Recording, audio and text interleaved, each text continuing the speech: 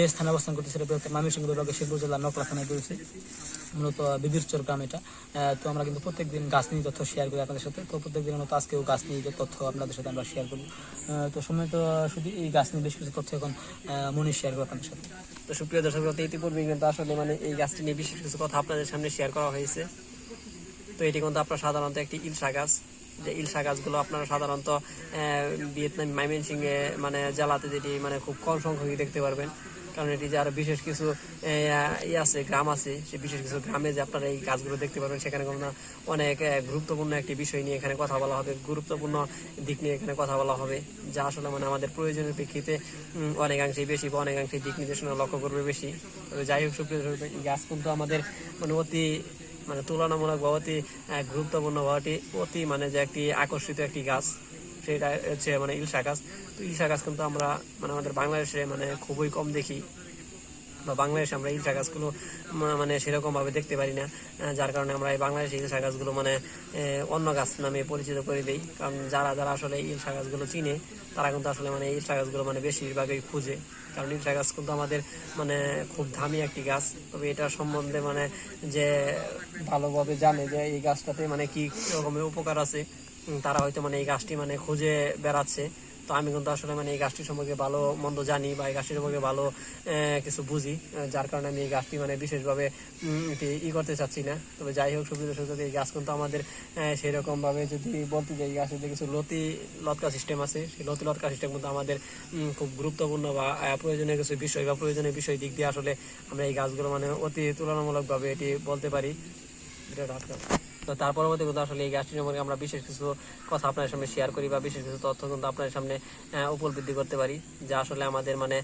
প্রয়োজনের ভিত্তিতে অনেকটাই বেশি, বা প্রয়োজনের ভিত্তিতে আমরা দিক নির্দেশনা লক্ষ্য করতে পারবো বেশি, যা আমাদের মানে একটি গুরুত্বপূর্ণ বিষয় যে আছে, সেই গুরুত্বপূর্ণ বিষয় কিন্তু আমাদের অনেকাংশেই বেশি দিক দিয়ে লক্ষ্য করা বা বেশি দিক দিয়ে একটি উদ্ভাবিত যে কিছু কথা বলা, সেটা কিন্তু আসলে আমাদের প্রয়োজনের সম্পর্কে মানে অনেকাংশেই বেশি হয়, বা অনেকাংশে বেশি দিক দিয়ে যে আরেকটা লক্ষ্য করলে কিছু দিক নিয়ে আসলে এটি বোঝা দরকার, বা বোঝার সময় আসলে এটি আমাদের মানে সেই আপনার একরকমের যে ইলশা গাছগুলো, সেটি যে আপনার বিশেষ কিছু আপনার এই গিরগুটে কিছু ফল থাকে ইলশা গাছে, সেই গিরগুটে কিছু ফল কিন্তু আমরা ইলশা গাছ থেকে পেয়ে থাকি, বা ইলশা গাছ থেকে আমরা সেই গিরগুটে ফল কিন্তু আমরা বিশেষভাবে প্রয়োজনের সাধকে আমরা লক্ষ্য করতে পারি। তো যাই হোক, মানে সুপ্রিয় দর্শক, এই গিরগিটি গাছ কিন্তু আমাদের মানে ইলশা গাছের সাথে জড়িত, বা ইলশা গাছের সাথে গিরগিটি গাছগুলো আমাদের বিশেষ প্রসারিত বা বিশেষ প্রচার আমাদের সম্পর্কিত, সেটা কিন্তু আসলে আমরা বুঝতে পারি। তবে যাই হোক, সুপ্রিয় দর্শক, এই গিরগিটি গাছ কিন্তু আমাদের অতি মূল্যবান একটি গাছ, বা অতি মূল্যবানের সাধকে আমরা এটি বিশেষভাবে প্রসারিত করতে পারি, বা বিশেষভাবে স্বয়ংসম্পূর্ণ দিক দিয়ে লক্ষ্য করতে পারি। তবে তার পরবর্তী এই গিরগিটি গাছগুলো কিন্তু আমাদের খুব গুরুত্বপূর্ণ একটি গাছ নিয়ে কথা বলা, বা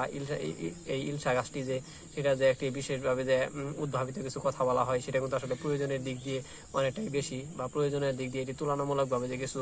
গাছ নিয়ে কথা বলা হয়, সেটি কিন্তু আসলে গুরুত্বপূর্ণ একটি বিষয়। তবে তার পরবর্তীতে যে আমরা এই ইলশা গাছের যে কিছু আপনার এই উপরের যে কিছু দেখতে পারি, যে কিছু অংশে বাঁকা অংশে কিছু ফুল থাকে, সেই ফুল কিন্তু আসলে মানে বিশেষ করে মানে বেশি সুবাস জাতীয় একটি ফুল, যে বিশেষ সুবাস জাতীয় ফুল কিন্তু আমরা বিশেষভাবে এটি লক্ষ্য করতে সব জায়গাতেই পাবো না। কারণ এই বিশেষ কিছু মানে সুবাস জাতীয় ফুল যে এটি মানে আমাদের গিরগিটি একটি ফুলের মানে দিক দিয়েই পড়ে। তবে এই ইলশা গাছের যে একটি ঘ্রাণ বা সুঘ্রাণীয় একটি ফল, সেটা কিন্তু আসলে আমাদের বিশেষ কিছু কাজে বা বিশেষ কিছু স্বয়ংসম্পূর্ণ রূপে এটি আমাদের দেখা দেয়, বা স্বয়ংসম্পূর্ণ রূপে এটি আমাদের বিশেষভাবে লক্ষ্য করতে দেখতে পারবো যে এটি আমাদের মানে কিরকম একটি প্রয়োজনীয় দিক, বা প্রয়োজনীয় দিক থেকে আসলে এটি আমাদের কিরকম গুণগত মান দিক দিয়ে লক্ষ্য করে। তো যাই হোক, সুপ্রিয় দর্শক, আসলে এই গিরগিটি গাছের সাথে যে আমরা ইলশা গাছটি দেখতে পারবো, সেটা কিন্তু আসলে আমাদের খুব ভাগ্যের ব্যাপার। বা ইলশা গাছগুলো কিন্তু মানে এক রকমের হতে পারে, আপনার ইলশা গাছে 3 রকমের কালার হতে পারে। তো সুপ্রিয় দর্শক, আজকের ভিডিও পর্যন্ত সবাই ভালো থাকবেন, সুস্থ থাকবেন, আল্লাহ হাফেজ।